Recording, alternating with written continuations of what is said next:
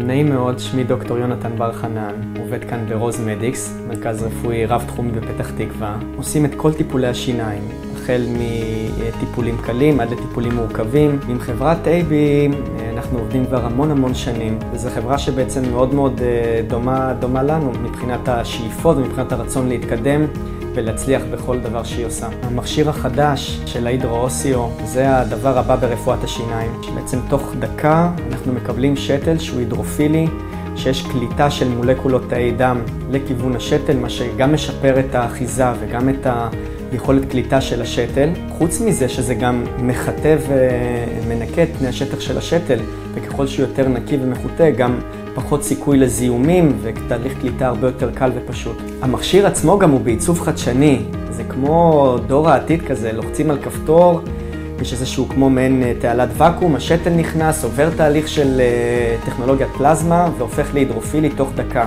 ככל שאנחנו מתקדמים טכנולוגית, המטופלים רואים את זה והם שבעי רצון מזה. לרופא שמתלבט, אני כמובן אמליץ כן לרכוש את המכשיר. אנחנו הרי תמיד שואפים לשלמות, וזה נותן לנו עוד ערך מוסף ללקוחות שלנו.